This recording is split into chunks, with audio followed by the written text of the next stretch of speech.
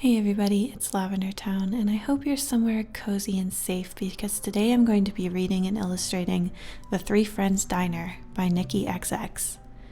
I hope you enjoy. 2. Jeremy Fuentes, PhD, Professor of Cultural Anthropology, University of California, Berkeley. Jeremy, I assume you've heard about the strange discovery made at 918 East 3rd Street, a converted warehouse located on the corner of 3rd and Weller Avenue in the middle of the Art District in downtown Los Angeles. The building is currently undergoing renovations. 3 weeks ago, construction workers noted a foul odor wafting through the property, coming from behind what they thought was a solid brick wall. But upon further investigation, it was discovered that the inside measurements of the property did not match up with the outside. There was, in fact, a 25 by 30-foot space on the first floor completely overlooked. A secret room, so to speak, one inaccessible from any point inside the building or out. It was located at the far end of the property, along the wall forming the west side of Weller.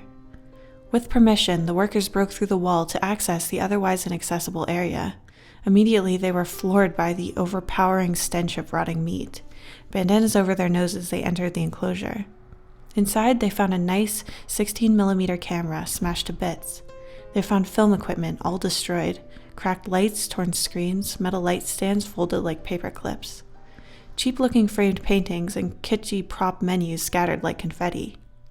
And 3 bodies. 3 decomposing bodies in a state too disturbing for description, though the term half-eaten has been thrown around. How the equipment or the corpses ended up there has yet to be determined. Neither the walls nor the ceiling were disturbed at any point, and there was no sign of tunneling under the 4-foot-thick concrete floor. No one can explain how 3 dead people and a bunch of film paraphernalia magically appeared within a completely walled-off space. But it was all the more shocking for me personally due to the contents of a handwritten letter left for me by a former patient of mine. Her name was Catherine Sue. She voluntarily checked herself into the Marsdale Psychiatric Treatment Center, where I am an on-call physician, several months ago, and was discharged shortly before the horrific discovery at 918 East 3rd Street. I am no longer in contact with the young woman. However, I believe you will find her testimony, a transcript of which I have enclosed, very intriguing. Sincerely, Larry Scher, MD. Testimony of Katie Sue, January 5th, 2015, Marsdale Psychiatric Hospital. Just for the record, shooting Bella Cardone's movie at the Three Friends Diner wasn't my idea. I told her it was a scam, that no restaurateur in Los Angeles with 2 brain cells to rub together would have possibly charged us so little for a location so photogenic. Again and again, I insisted it just felt wrong. I was right. I used to like being right. A little backstory. I'm Katie. I'm 21 years old. I used to be a junior at Cal State Northridge studying business administration and film production. I enjoyed the phone calls and the organizing and the paperwork filling that most film students hate, and had built up a modest reputation as a pre-production guru amongst my classmates, as well as with friends and acquaintances who attended other schools. Bella Cardone was one such acquaintance, a 29-year-old international student from Italy I had met at a third-rate horror film festival. She'd been employed at a television station in Rome doing something, but dreamed of writing and directing Hollywood movies. She was one of a dozen or so, mostly foreign, enrollees a year and a half into the 2-year master's program at New York Film Academy. She was writing her thesis script at the time and asked me to help organize the production of the short film. Her script was about a starving artist working as a waitress who gets dumped by her boyfriend, then has an existential breakdown in which she imagines herself poisoning all her customers, culminating in a series of flash cuts in which she simultaneously poisons herself and drowns in the ocean. Typical pretentious grad student fare. We needed to lock down 5 locations: an apartment, a beach, a park, something that could function as a dungeon, and a restaurant. The beach and the park were relatively easy, and a classmate of Bella's agreed to let us use her North Hollywood apartment for 2 days. Another classmate, a quiet little guy named Sandeep, discreetly told us about a store with a basement dungeon that they infrequently rented out for movie shoots. I don't know how he came to be so familiar with such an establishment, and I'm not sure I want to know, but it proved ideal for our purposes. Which left the restaurant, a notoriously difficult one for student and independent filmmakers. So when I found a little French place in Encino on Craigslist, got in touch with the manager and played the broke student card so well he granted us the use of his restaurant for a night for a little over $400. I was ready to sign the papers, get the permit, and move on.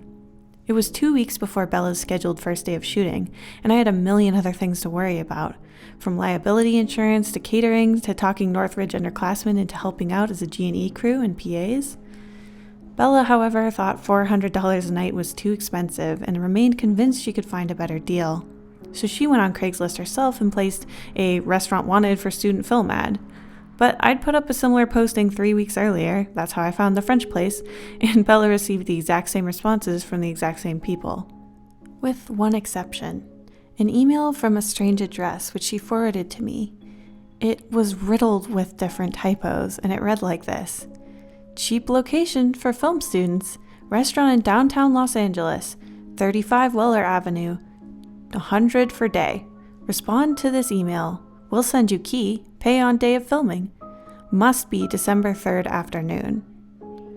I was suspicious immediately. $100 for a day of filming seemed like a little too good to be true.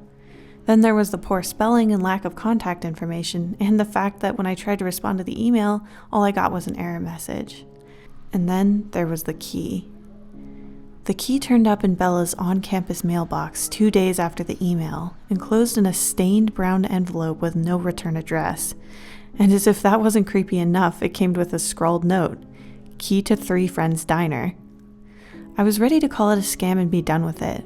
Bella thought we should at least check the place out. If it was real, she argued, it was too good a deal to pass up. Movies are expensive and we were already pushing her budget. So I agreed to go with her and Hamed Shirazi, a cinematographer, to 35 Weller Avenue, which, it turned out, was in the middle of the Arts District. I have a love-hate relationship with the Arts District. It's a cool place to meet a friend at her new loft. There's some nice restaurants and amusing wall art, and the dissonance created by graffiti-covered trash cans, barbed wire, and long, smelly lines outside the social services building, sharing a block with yoga studios, BMWs, and boutique gift shops hawking $80 vintage baby sweaters is ironically poetic. But the streets are one way and the parking is non-existent. I drove in a triangle for 15 minutes before surrendering and pulling into a $10 flat rate lot. Weller Avenue wasn't a street so much as a glorified driveway, a short, narrow alley that branched off of 3rd Street and dead-ended. A large L-shaped building occupied the east and north sides of Weller. It appeared to be a closed nightclub in the process of being converted into an art gallery.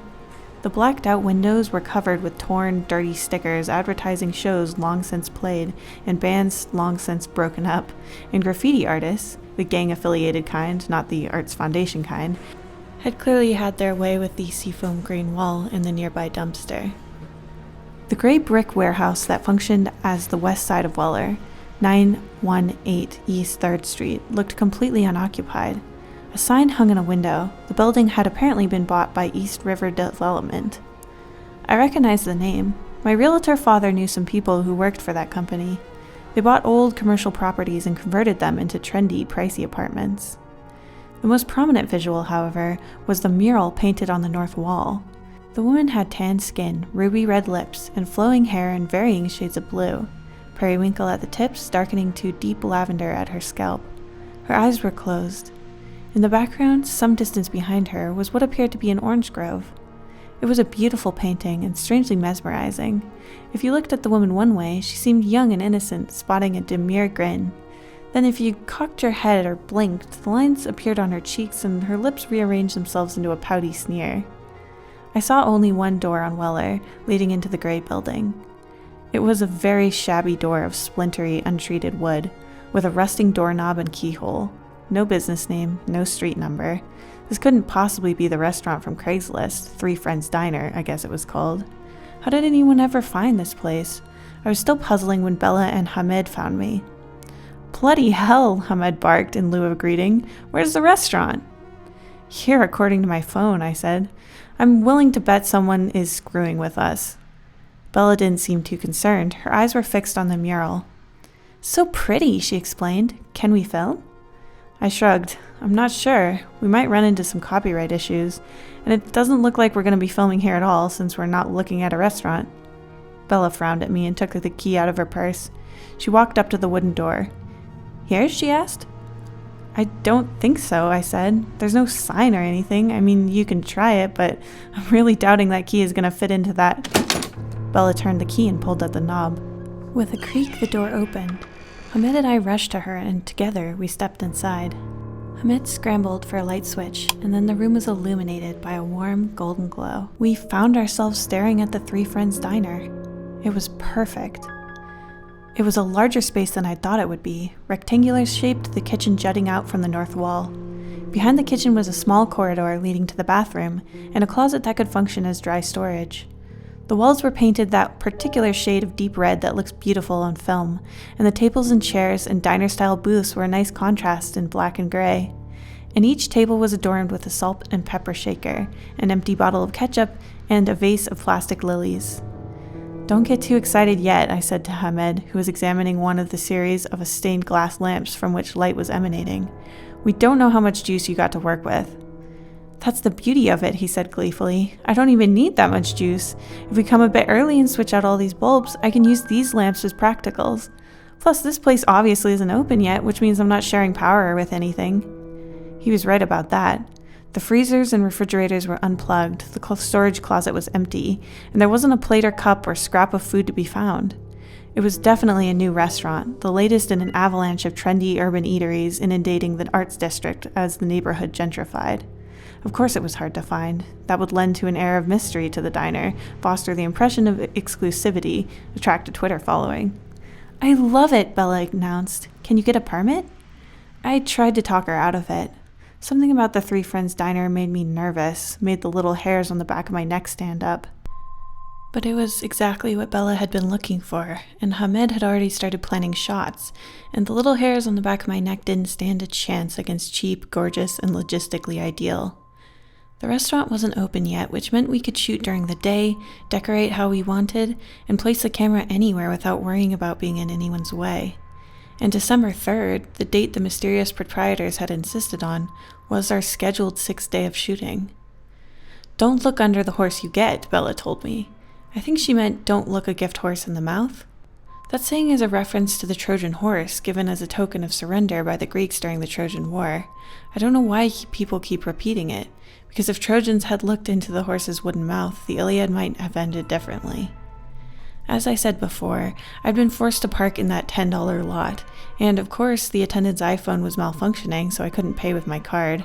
I had no cash. The attendant directed me to a convenience store on Alameda that had apparently had an ATM. I wasn't thrilled. It was getting dark, and a trendy neighborhood 6 blocks from Skid Row is still a trendy neighborhood 6 blocks from Skid Row. The convenience store stuck out like a gold tooth, a little scrap of what the neighborhood used to be, wedged between a cafe and a construction site. A cracked neon sign branded it Alameda Mart. The ice cream fridge was stuffed with La Macaranga popsicles, and the cash register sat behind a pane of bulletproof glass. I engaged in battle with what must have been the slowest ATM known to man, and was mentally cursing the loading screen when I became aware of the sole other customer in the shop. "Need to pay for parking?" he asked. I turned. The man standing behind me was obviously homeless. He wore grime-caked jeans and a stained military service jacket, and his leathery face demonstrated the dullness of days with no soap. I nodded and smiled. "You a tourist?" I shook my head. "Student filmmaker, actually. My friend's going to shoot at this restaurant on Weller." Immediately, I doubted the wisdom of sharing this piece of information. I didn't want him to show up and beg for change. But his unshaven face fell, and his tone became one of alarm rather than anticipation. "There's no restaurant on Weller," he murmured. "That's just Bessie." I giggled. "Bessie?" He nodded. "That's what folks around here call her. The old folks say she can change things, make things appear and disappear." He leaned in, narrowed his eyes, and dropped his voice to a conspiratorial whisper. "If I was you, I'd stay away. They say each 20 years for one day, Bessie comes corporeal and feeds." I would have asked him to elaborate, to explain exactly who Bessie was and why I should be afraid. But right then the shop proprietor noticed the homeless man and yelled at him what I'd assume were not nice words in Spanish. He booked it, and by the time the ATM coughed up my cash and I was back on Alameda, he'd disappeared. On the way to the car lot, I passed Weller. The blue-haired girl was right where I'd left her. standing in front of a grove of trees in the 3/4 profile, facing westward towards the door of the Three Friends Diner, eyes closed. Was she Bessie? Then fear washed over me like a cold shower, and I ran. I threw a 20 at the parking attendant and got out of there as fast as I could. Something about that mural had scared the crap out of me. Halfway to the 405 freeway, I figured out what it was. Bessie, was facing the wrong way. Bella's first 5 days of filming went delightfully well. So well that when I arrived at the Three Friends Diner for the 6th and final day, December 3rd, I forgot I was scared of the place. Crew call was one. Ahmed had already been there for an hour, switching out light bulbs and unloading equipment with Esteban the gaffer and the 2 grips, Miguel and Andrea. Our grip truck was parked out front, partially obstructing my view of the mural, but I could tell that Bessie was facing eastwards towards the club-turned-gallery, as she had been the first time that I saw her. Of course, it had been dark that night and I had been scared and alone. I'd seen things that weren't really there. I made my way through the obstacle course of lights and C-stands, set up my iPad at an unused table, and worked on the equipment drop-off schedule as crew members filtered in. I heard Katya's voice at least a minute before she and Bella walked through the door.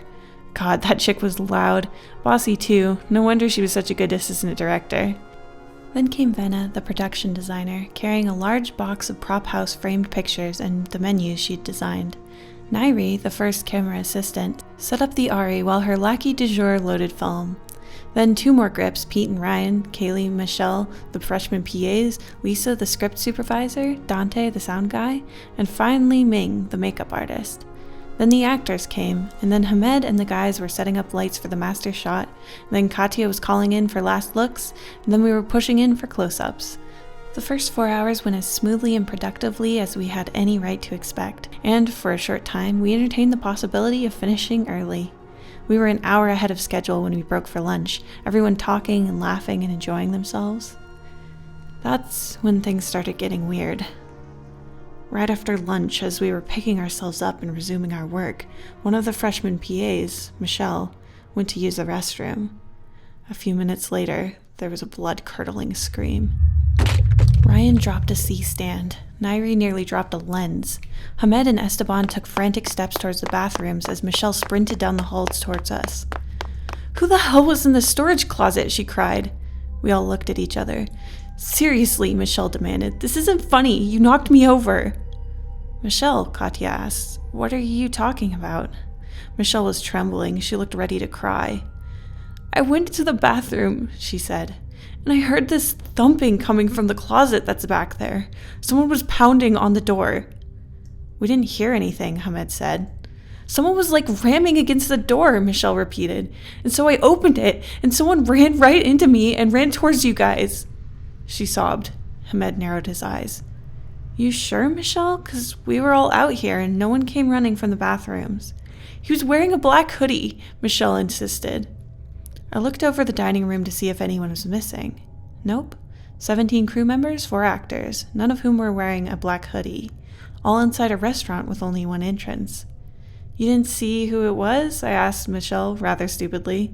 "Obviously not!" she shouted. "It happened really fast. I just saw the black hoodie and really, really pale skin." We couldn't solve the mystery. Michelle was pretty shaken up. One of the grips, Miguel, offered to drive her back to Northridge. He said he had to go too because he had afternoon classes, but it was hard to miss the tremble in his voice or the dampness of his palms. And suddenly Kaylee, the other PA, also had classes she'd forgotten to mention and tagged along with them back to campus. 3 hours after the incident, we set up for our last shot in the dining area before moving to the kitchen. Though we'd come to the unspoken agreement that Michelle was either looking for attention or smoking in the bathroom, everyone was a little bit on edge, and it slowed us down. To speed things up, I offered to help Venna dress the kitchen. She'd brought cutting boards, utensils, bread, lunch meat, and enough restaurant necessities to make the empty kitchen look like a busy back of house. At one point, she ran to her car to fetch some plates she'd brought from the 99-cent store. I was arranging knives on the knife block. I accidentally dropped one. It skidded across the floor and got stuck under one of the large industrial refrigerators. I knelt down and reached under the refrigerator to grab it. As I did, I heard a creak behind me, a door opening on stubborn hinges. I straightened up and turned around, still on my knees. A blast of cold air hit me in the face. I was staring into an open freezer, ice caked the back door and the walls. There were bodies in the freezer. Old, decomposing bodies, wrinkled, leathery skin peeling off yellowed bones that were oddly compromised, shattered, pulverized, greenish mold clinging to the remains of brain matter cradled in cracked skulls, the putrescent smell of rotting flesh. I closed my eyes and screamed, and screamed, and screamed, and screamed.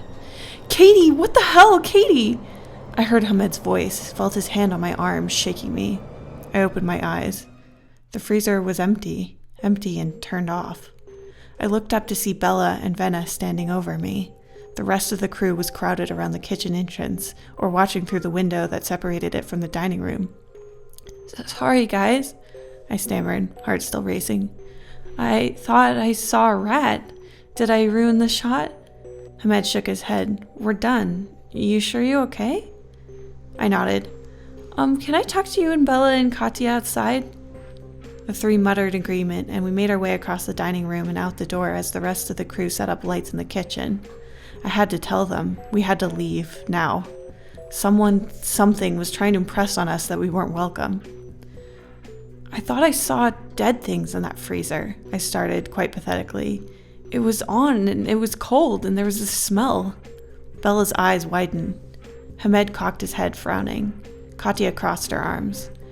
I continued, "I know it was just a hallucination, but it felt so real, and I'm not schizophrenic, and the thing with Michelle, and I think we should leave. Something's really wrong is going on here." I expected them to laugh at me or treat me like I was a patient in a psych ward. They did neither. "Yeah, this place is starting to creep me out too," Hamed said. "For starters, where are the bloody owners?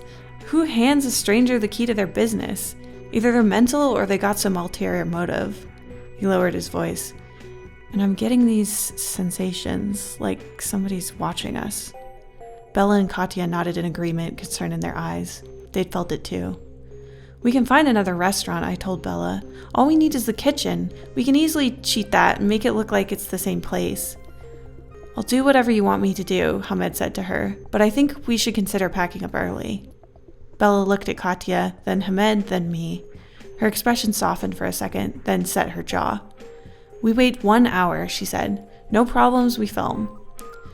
We decided not to tell the crew and the one remaining actress about the agreement we'd come to, fearing they'd panic and make a big deal out of what could have been nothing more than the effect of darkness on a big city.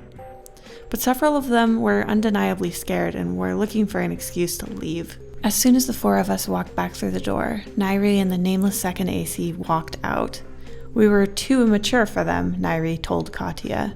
Dante, the sound guy, asked Bella if he could head out early since we didn't need any sync sound for the kitchen scene. 2 hours earlier, he'd insisted on staying around for the sole purpose of getting various kitchen sounds. And when the lights were set and the blocking was rehearsed and last looks were called for, we found that Ming, the makeup artist, had quietly packed up her kit and left. No big loss. The actress was perfectly capable of applying the simple makeup it designed herself. Pete, one of the grips, was fairly adept at pulling focus, and Hamed conscripted me to hold the slate. And our agreed-upon hour had passed with no new unexplained phenomena. Finally, Hamed flipped the camera on, and Bella called action. The actress unenthusiastically smeared mayo on bread, stacked lunch meat and lettuce, and smiled evilly. She turned to grab the poisonous cleaning solution from under the sink, and then all the lights went off. Somewhere in the pitch blackness, somebody shrieked. There was a bump and a thud, and then the dining room lamps came on. Esteban had found the switch. "Someone ran by me," Lisa cried. "Who brushed against me?" "It couldn't be an outage," Hamed said to one of the grips. "The house lights work fine." "Seriously," Lisa sobbed. "Who the hell pushed me?" "Hey," Esteban yelled. "Guys!" We all shoved our way into the dining room. The grip crew had plugged the 5 lights we were using for the kitchen scenes into 5 different electrical outlets amongst the tables. The power cables were spread out, lining across the carpet like a spider web, so as not to draw too much electricity from any one spot. Every cable had been severed, sliced down the middle, perfect clean cuts, as though accomplished with a sharp knife. "Who the hell did that?" Katya snapped, trying and failing to disguise her distress. Because she knew all 10 crew members had been in the kitchen, and that no one person could have cut all 5 cables exactly at the same time. Everybody out, Hamed demanded, now. Nobody needed to be told twice. We pushed through the wooden door and convened on the sidewalk under the closed eyes of the blue-haired mural girl. The Northridge students huddled together, Katya paced, Venna glared with her arms crossed, and Bella attempted to regain composure over her compromised film set. We can't leave the film equipment, she told anyone who bothered to listen. Forget this, Venna sneered. I'm leaving. She stormed off. The actress threw Bella a helpless look, mumbled, call me, and started after Venna. I looked to the 4 remaining Northridge underclassmen, Andrea, Lisa, Pete, and Ryan. Miguel was going to give us a ride, Ryan said. I took the bus, Lisa stammered. Take him home, Hamed said to me. I'll stay and help Bella pick up. I can stay too, Katya said. Esteban nodded at them. Okay, cool, I said. I'll come back and help you guys finish up after I drop them off. Give me an hour and a half. No one spoke the entire way back to campus. The silence was punctuated only by Lisa's occasional sob. Andrea reached over and spun the radio dial to some top 40 station, then almost immediately turned it off. The 2 guys stared out their respective windows. I left them outside their dorms, turned my car around, and headed back towards the 405. I couldn't wrap my head around what I had just experienced. Some esoteric party had lured us to the 3 Friends Diner, left a key with a group of complete strangers, demanded that we film today, the 3rd, then hadn't bothered to show up and collect the suspiciously unsubstantial amount they'd asked for as payment? Why? To mess with us? Were we on some kind of hidden camera show? Was there a trapdoor we didn't know about? Maybe there'd been a projector hidden in the kitchen, creating the disturbing image of the dead decomposing corpses in the freezer. But how to explain the smell, or the cold, or the hooded specter that had produced loud knocks behind the storage closet door that only Michelle could hear? On to explanation B. We'd become victims of the creature the homeless man had called Bessie. She was a ghost or a demon, and we were trespassers on her property? Then why not start with the big stunt? The severed cables? Why the systematic approach, scaring one person at a time? And this poltergeist theory didn't explain who had led us to the 3 Friends Diner, or why. Led us there to scare us away? 3 Friends Diner. As I merged onto the 101 4 minutes after midnight, I figured it out. One hand on the wheel, I called Bella 3 times, then Hamed twice, then Katya, then Esteban. Every single time I was sent directly to voicemail. I left messages for them, pleading, screaming messages, begging them to forget the equipment and run far, far away. Then I called 911 and sobbed to the dispatcher that my friends were in grave danger at 35 Weller Avenue. She calmly assured me that help would be there in 10 minutes. But I got there first. The streetlights up and down the block had at some point gone out, so I found my way to 35 Weller Avenue with only my phone and the moonlight to guide me. The dim, bluish beam cast by my cell phone fell on the seafoam green east wall, and then the open and half-loaded grip truck, and finally on Hamed. He lay crumpled on the asphalt, a pool of dark liquid expanding around him. I ran to him, screaming his name over and over. He didn't respond. I saw his chest rise and fall feebly as I knelt beside him, and felt a faint carotid pulse. I rolled him onto his back. There was a large cut on the side of his head. His hair was matted with blood. His left arm hung in an odd angle, but the most distressing injury he'd acquired, and the one responsible for most of the blood, was a series of 5 deep lacerations into his right bicep. The muscle was torn, and the shattered bone was visible through the mess of ribbed skin and ground meat fatty tissue. The positioning of the lacerations was consistent with the placement of 5 fingers latched onto his upper arm. 5 fingers with very long, sharp claws. I tore off my jacket and tied it around his arm like a tourniquet. My consciousness had kicked into overdrive. I operated on quick flashes of disconnected logic. Something had attacked Hamed. It was gone. It was gone? Bella, Katya, Esteban, where the hell were they? I stood up. Help was on the way, and there wasn't a whole lot I could do for Hamed until the paramedics got there. But the rest of them were still in the 3 Friends Diner, and if I'd guessed right, I ran to the door. But the door wasn't there. I was staring at a gray, unbroken wall. I dashed to the corner of the dead end and then to the sidewalk, scouring the length of the wall with my phone. I ran back and forth again and again, feeling the bricks with my fingers. Nothing. The one entrance to the 3 Friends Diner was just gone. The streetlights came back on. My terrifying impression was confirmed. I was on Weller, I was facing the right way, but there was no door. In the distance, I thought I heard sirens. I looked up at the mural, the pretty, blue-haired girl with the closed eyes, standing in front of the citrus grove. She was gone too. In her place was a shriveled old woman, skin dotted with sickeningly detailed moles and age spots.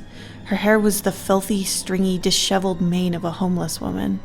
Her open mouth took up the entire length of her cheeks, showing off black, rotten, knife-like teeth, dripping blood. A lot of blood. Blood that ran down the seafoam green wall like rainwater, pooling on the asphalt below. Her eyes were open. Her bloodshot yellow eyes, her dilated pupils flashing maniacally, those bulging, staring, impossibly detailed eyes. This was not spray paint. Her eyes were real. Then her foot-long pupils shifted, and I swore her fanged smile grew even wider. She was looking at me. This was Bessie. I don't remember the cops showing up, or the fire truck, or the paramedics. I didn't notice them lifting Hamed onto a gurney or loading him into an ambulance, and I have no recollection of the back of the second ambulance, or the psych ER, or the questions I answered for the doctors, or the drugs.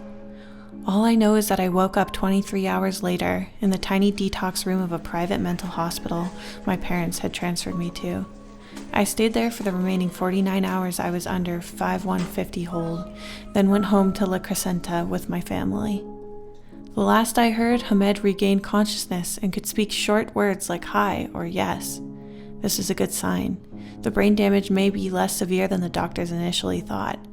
His memory is shot, of course. He can't remember traveling to America, much less what transpired the night he sustained his injuries. He was lucky, if such a word can possibly apply to his situation, that his left shoulder had taken the brunt of the impact when he hit the wall. He cracked his head onto the asphalt at a lower velocity. The doctors aren't quite sure what to make of him. His wound suggests that something threw him, like a discarded Barbie doll, against the east wall of the club-turned-gallery. I told the police everything, from the strange email to the key to the mural's horrifying transformation. Except the email had disappeared from both my computer and Bella's, which had been confiscated by the police as evidence. The key, too, had been misplaced and never found. And the mural in the crime scene photos was the same mural it had been before that inexplicable night. The lovely profile of a blue-haired girl with closed eyes. They were also confused when I referred to 35 Weller Street as a diner. For no diner existed there, nor had ever had at any time in the past. 35 Weller Street wasn't even a real address. There had never been a side door to the gray brick building at 918 East 3rd Street, and the building hadn't been completely unoccupied for 6 months. I insisted. I described in minute detail the deep red walls and the untouched kitchen and the little vases of flowers on every table. I begged the cops to look at the footage we'd shot, but that would be impossible, I learned. Our camera was missing, as was half of our equipment, everything that hadn't been loaded into the grip truck, as was Bella Cardone, and Esteban Serra, and Katia Milovic. The three of them had not been seen since the night I had been found raving and Hamed half dead. Their credit cards had not been used, their cars were still parked on the street in the Arts District, and their phones were off. The cops spoke to the other crew members. I hope they corroborated my story. They designated Hamed's assault an animal attack, and the disappearance of Bella, Esteban, and Katia as a likely attempt at visa overstaying. They kept a lot of the details from the public. I'm sure they didn't want to explain how a mountain lion managed to grow an opposable thumb and pick up and throw a man at 60 miles per hour against a wall. As for me, I'm now a voluntary inpatient at Marsdale Psychiatric Treatment Center, undergoing treatment for PTSD and an unspecified mood disorder. It's okay here. They let me smoke, and no one freaks out when I wake up screaming in the middle of the night. Too late, I understood the significance of the name. 3 Friends Diner. 3 friends. The homeless man was right. Bessie was real. She can make things appear and disappear. The key, the door, the diner. She's something inhuman and evil, something that demands sacrifice. She lured us there. She played her little games, chasing away a few crew members at a time until she had a manageable number. Then she tossed Hamed aside like a chicken bone and took her prize. She only wanted 3. 3 friends. Bella, Katia, Esteban.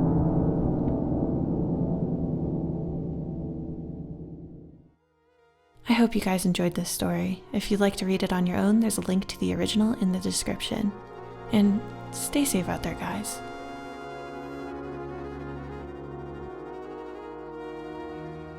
Thank you to all of my patrons, including Bella Story, Blue Boy, Calpum Pong, Caramel TV, Clockwork Construct, Dionysus Hadrilis, Dr. Casket, Elizabeth Album, Hope Chilsum, Imagine Creations, JJ Jade, Joseph Copel, Carla Tapia, Katie Marigold, Kierdirt, Blah, Megan Claire, Midnight Doodles, Micah Dactyl, Musa Dear Rachel, Nora Cornelison, Okamore, Ollie, Rosie Warlock, Sergeant Pendulum, Tony and Tube, The Artsy Moose, Tyler, Your Boy ST, and Zoe Stardust.